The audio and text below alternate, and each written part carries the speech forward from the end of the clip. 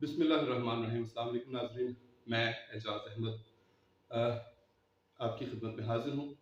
और इस वक्त जो मुल्की सूरत हाल चल रही है, आप जानते हैं कि बड़ी क्रिटिकल सिचुएशन है। आजकल ख़ास तौर पे हम लाहौर में नज़र डालते हैं, ज़मान पार्क में जो सूरत हाल चल रही है वो बड़ी खौफनाक और ख़तरनाक किस्म की है। खान साहब को गिरफ़्तार करने के लिए समझे एक इलाका जो है वो मैदान जंग बना हुआ है। लम्हा लम्हा सूरत हाल आपका न्यूज़ स्क्रीन पर भी देख रहे हैं, सोशल मीडिया भी पूरी तरह से आपका सब कुछ आ रहा है।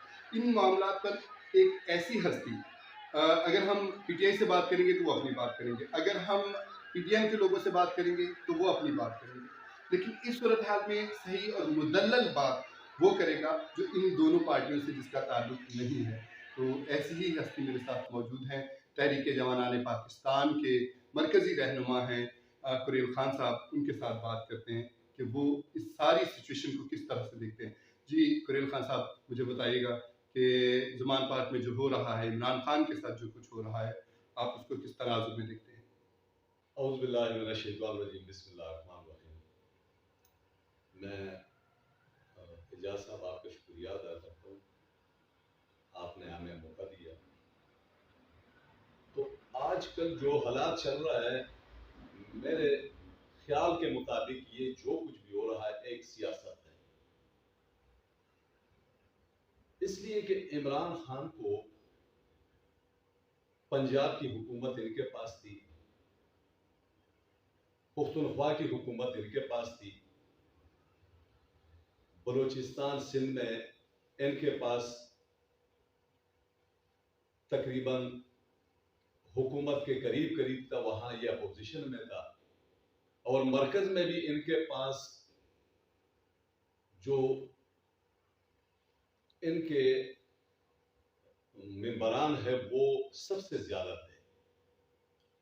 तो इन्होंने सिर्फ एक ही कुर्सी इनके पास नहीं थी जो वजीर आजम की थी। तो मेरे ख्याल के मुताबिक अगर इमरान खान अवाम के लिए कुछ करना चाहता तो अपोजिशन में बेहतरीन किरदार अदा कर सकता था। इन्होंने जब इस्तीफे दिए, ठीक है ना, और इस्तीफे देने का जो फैसला था, खास तौर पे उस फैसले के बारे में आप क्या कहेंगे? क्योंकि मामला फिर जो आप कहना चाह रहे हैं उसके मुताबिक वहीं से खराब हुआ।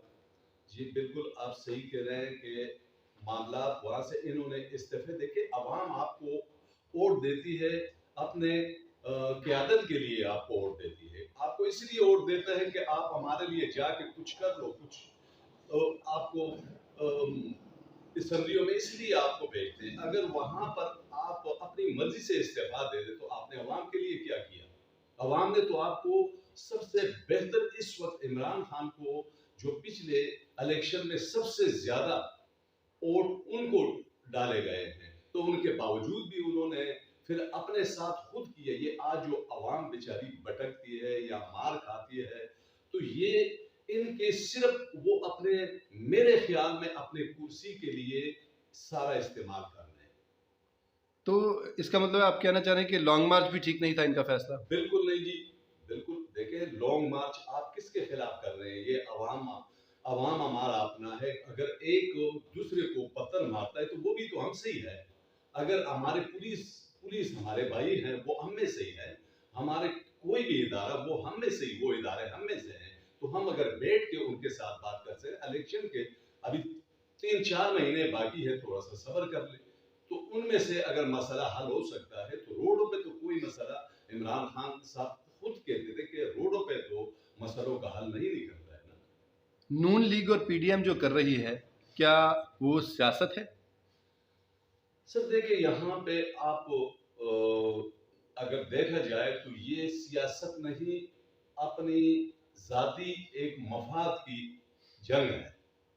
मफादात हैं, जिसे मफाद मिलता है तो वो आराम से बैठ जाता है। पहले इमरान खान साहब ने धरना किया, धरने के में उन्होंने जो वादे किए, उसके बाद वो वजीर आजम पूरे मुल्क का बना। उन्होंने 4 साल में क्या किया? उन्होंने जो अवाम के साथ वादे किए वो नहीं बने। फिर इन्होंने जो किए, देखे, जो पीडीएम ने किया, उन्होंने एक जलसे जुलूस के भाई गरीबी मकाओ। अब गरीबी मकाने के बजाय इन्होंने हर चीज डबल कर दिया। तो ये अपनी जातियात की सियासत हो रही है। मेरे ख्याल में कोई वो सियासत नहीं जो अवाम के लिए होना चाहिए। आपकी जमात इस वक्त कहाँ पे स्टैंड कर रही है? जी सर, मैं तहरीक जवानात पाकिस्तान, जनरल हमीद गुल साहब की हमारी ये एक तंजीम थी कि अब पार्टी में बदल हो चुकी है। अब्दुल्ला हमीद गुल साहब हमारे चेयरमैन है। अल्लाह का शुक्र है कि इस वक्त हमारा पार्टी मुकम्मल तौर पे मुल्क के मफाद में है। जिस तरफ हमारे मुल्क का मफाद हो, हमारा अफवाज का, देखें हमारा अफवाज के जितने भी जवान हैं, आपने इंडिया वालों के भी बहुत से ऐसे टीवी पे आते हुए उनके एंकर साहिबान जो कहते हैं कि अगर पाकिस्तान से एक हमारा इदारा है वो फौज का इदारा है, बाकी तो सारे इदारे हमारे ये सियासी लोगों ने इतने कमजोर किए हुए हैं कि उनको तो खत्म किया हुआ है। तो एक ही इदारा है हमारा बाकी, और अल्लाह ताला इनको कायम और दायम रखे, हमारी ये दुआ है। हमीद गुल साहब का बड़ा नाम है, अब्दुल्ला गुल साहब भी बड़े मारूफ शख्सियत हैं। ये मुझे बताएं कि आप इलेक्शन में अब हिस्सा लेंगे और क्या उम्मीद है कि कितनी नशिस्तें आप हासिल कर सकेंगे?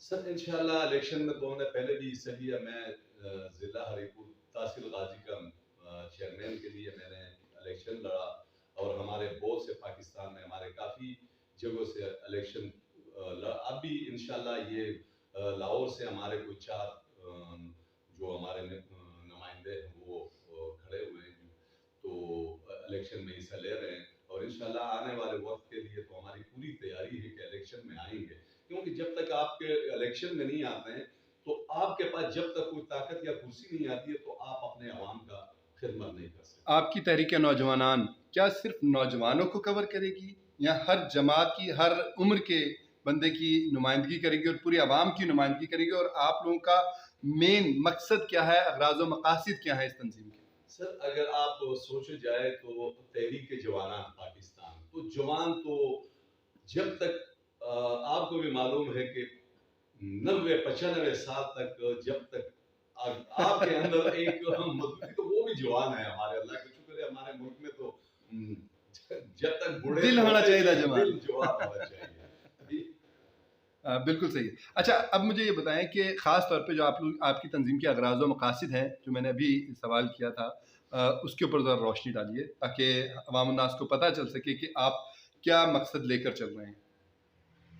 सर हमारा मकसद असल है कि हमारे मुल्क में जो निज़ाम है, असल में पाकिस्तान बना था इस्लाम के नाम से, तो हमारा जो पार्टी का असल मकसद है वो इस्लाम का नज़रिया, हमारा नज़रिया इस्लाम है, ताकि हमारा मुल्क जिस नज़रिए से बना था तो उसके लिए, जिसके लिए बने हैं हम खुद, जितने देखें इंसान टोटली हमारे जितने भी इंसानियत के लिए, इंसानियत एक मुसलमान ईमान के लिए, और ईमान हो आपके तो जब तक आपके जो हमारी मजहब, एक मजहब जो कहता है, अगर हम हमारे अंदर मजहब जब तक नहीं आएगा तो उस वक्त तक मेरे ख्याल में हम आगे नहीं बढ़ सकते हैं। क्योंकि जिस चीज़ के लिए अल्लाह ताला ने हमें पैदा किया, मुसलमान को पैदा किया हुआ है, जिस चीज़ के लिए, कुरान और सुन्नत के रास्ते पे चलने के लिए, उसके रास्ते पे जब तक हम चले इंशाअल्लाह हमारी कामयाबी उसी में, और हमारी पार्टी की भी यही मिशन है, इस्लाम। कुरैल खान साहब, मैं बहुत ज़्यादा पुरानी बात नहीं करता हूँ। अभी ये 2 हुकूमतों की बात करता हूँ जिनका इस वक्त आपस में टाकरा चल रहा है। इमरान खान साहब, उनका जो 4 साल है वो, और उसके बाद पीटीएम शहबाज शरीफ साहब, ये इन दोनों ने आने से पहले बड़े दावे किए और तहरीकें भी चलाई, बाकायदा एहतजाज भी किए, जी महंगाई ख़त्म कर देंगे, आवाम का जो मसला है सबसे बड़ा महंगाई है वो ख़त्म कर देंगे।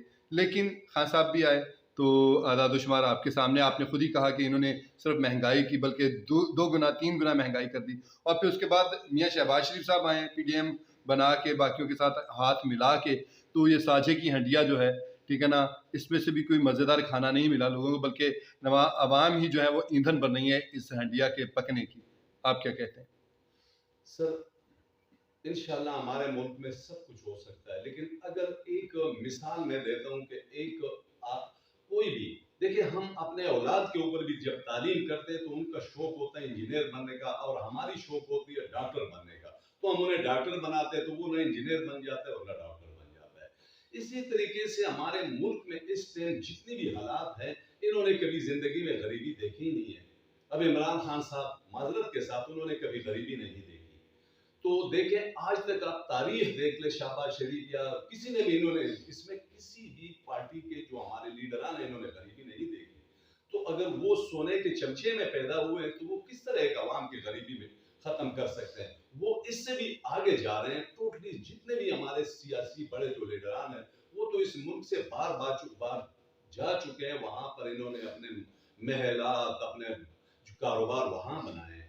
तो मेरे ख्याल में हकीकी जमहूरियत उस वक्त आएगा जब कोई एक गरीब उठकर, जिन्होंने भूख प्यास देखा हो, जिस तरह आप तारीख देख लो, तो इंशाल्लाह हमारे मुल्क पर कोई ऐसे हुक्मरान जिस वक्त आया तो हमारा असल बदलाव उस वक्त आएगा, तब्दीली तब आ सकती है। अच्छा कुरैल खान साहब, एक आखिरी सवाल आपसे करना चाहूँगा। मुझे ये बताइएगा कि अगर आप हुकूमत का हिस्सा बनते हैं, जो भी आगे आने वाली हुकूमत थी, खान साहब आते हैं या मियाँ शहबाज शरीफ आते हैं या पीपल्स पार्टी आ जाती है, ठीक है, हालांकि हैं तो वो सारे इत्तेहादी ही, आप क्या समझते हैं कौन सा एक ऐसा कदम, एक कदम जिसको बढ़ाने से, जो उठाने से सारी आवाम को रिलीफ मिल सकता है, वो क्या इकदाम हो सकता है जो आप खुद करेंगे या आने वाली हुकूमत को तजवीज़ करेंगे? सर, सबसे पहली बात जो है मेरे ख्याल के मुताबिक कि हमारे मुल्क में सबसे पहले हर इंसान के अंदर मुल्क की मोहब्बत और ईमानदारी होनी चाहिए। अगर ये दोनों चीजें किसी भी कौम में आ जाए तो वो बदलाव ला सकते। यहाँ पर हर इंसान, हमारे पूरे मुल्क का हर आदमी, छोटे से लेकर आखिर तक, हर इंसान खुद अपने आप को बनाना चाहता है। इसलिए हम कुछ बनाना चाहें, कुछ भी बनाना पाए, तो ये अगर मेरे ख्याल में, अगर आपका देखें, आपका करप्शन, आपका ये जो मिलावट हमारे मुल्क में, ये जितनी भी दो नंबर ये मामला अगर खत्म हो जाए तो इससे बहुत बड़ी तरक्की हो सकती है। अब देखें ना, हमारे मुल्क का एक मिसाल मैं देता हूँ कि आपकी हर इदारा, जितने भी इदारे हैं वो नुकसान में जा रहे हैं। आखिर ये हमारा वार्डा का जो निज़ाम है, सब पे बात नहीं करूंगा, लंबी होगी, लेकिन आप वार्डा का कि हमारा बिजली फ्री आ रहा है वो नुकसान पे जा रहे हैं, तो ये कहाँ जा रहे हैं? तो असल जो हमारा मामला, हमारा जो मसला है वो करप्शन है। और जिस दिन करप्शन खत्म हुआ इंशाल्लाह हमारे मुल्क तरक्की पे गामजन होगा। आपका बहुत शुक्रिया कुरैल खान साहब।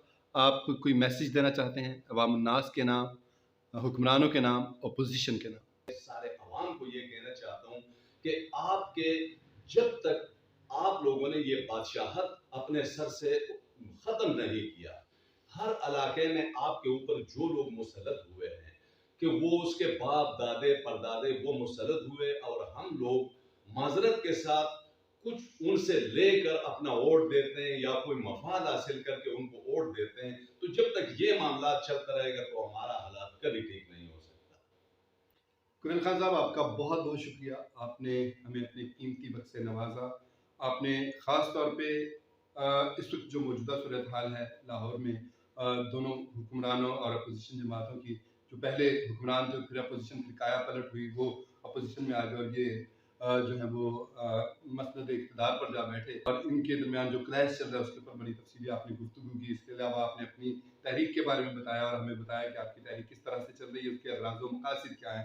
अल्लाह करे कि आपकी जो नेक ख्वाहिशात हैं, जो आप नेक इक़दामात करना चाहते हैं, जो आप पाकिस्तान की मोहब्बत में, पाकिस्तान की अवाम की मोहब्बत में और अवाम उन्नास के फ़ायदे के लिए, इस मुमलकत खुदादाद पाकिस्तान के फ़ायदे के लिए जो इक़दाम उठाना चाहते हैं, अल्लाह पाक आपको उसका मौका अता फरमाए। नाज़रीन, मुझे इजाज़त दीजिए, फिर इंशाअल्लाह जल्दी आपसे मुलाकात होगी। अस्सलाम वालेकुम रहमतुल्लाहि व बरकातहू।